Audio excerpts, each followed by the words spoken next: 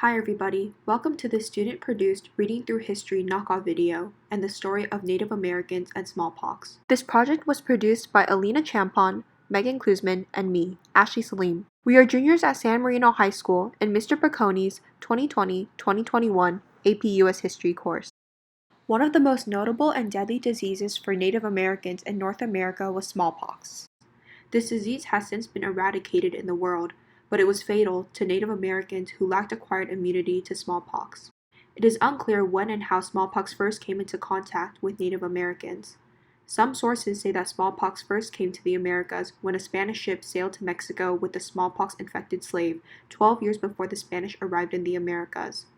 Other sources say that a black deckhand aboard the ship St. Peter's had smallpox and spread the disease to other members of the crew. As they traveled along the Mississippi River, more people became infected with the disease. Spanish exploration and conquest were accompanied and furthered by widespread deadly epidemics that devastated native populations. Continuing trade with Europeans increased the flow of goods in and out of American Indian communities, stimulating cultural and economic changes and spreading epidemic diseases that caused racial demographic shifts. Smallpox ravaged native populations, becoming an extinction-level event. Smallpox was so widespread among Native Americans because common diseases of the Eastern Hemisphere were absent from the Americas prior to the arrival of the Europeans in 1492.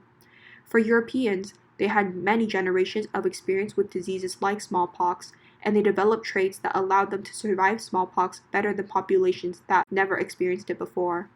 However, the reason so many Native Americans contracted smallpox was due to them lacking acquired immunity to a certain number of diseases, including smallpox. Native Americans used many different methods to try and combat smallpox, but were unsuccessful in dealing with such a deadly disease. Native Americans would visit each other when sick, which contributed to the spread of disease. They also attributed disease to religious beliefs, such as the lack of charm use, intrusion of objects by means of sorcery, or the free soul's absence from the body. Native American medicine men often attempted to treat smallpox victims with prayers and magical incantations. Shamanism, a religious practice, was frequently used to try and cure smallpox. When disease first showed itself within a tribe, a patient's family would summon a shaman to divine a curse. The shaman would proceed to perform a dance where he would raise and lower his voice and blow a reed whistle while shaking a dew claw rattle over the patient. Because Native Americans believed that illnesses were caused by a malevolent spirit, the shaman would pray for strength to cast evil away from the victim's body. Some Native Americans could have been saved if they were given even the smallest measure of care, but because there were no other people to hunt, fish, or gather crops, many of them starved to death. Many of their attempts to cure smallpox accelerated the death of the victim. One example of this was induced sweating. Native Americans with high fevers, a symptom of smallpox, were placed in hot sweat lodges and submerged in icy water. Crowding together in wooden or earthen lodges, or in buffalo hide teepees, was also a large part of Native American culture, which only worsened the spread of the disease. Not only was smallpox a disease that Native Americans were unequipped to combat, but it was also beyond their understanding. In the Great Plains of North America, many Native American tribes believed internal illnesses had supernatural origins. They simply could not fathom an illness being passed from one person to another. A short-term effect of smallpox was approximately 90% of the native population perished. As a result and long-term effect, colonizers were able to easily colonize Native American land and survive without many threats of wars with them. Additionally, as a result of the drastic decrease in the population of Native Americans, the enslavement of Africans increased. Without the spread of smallpox amongst the Native Americans, the Europeans most likely would not have been as successful as they were.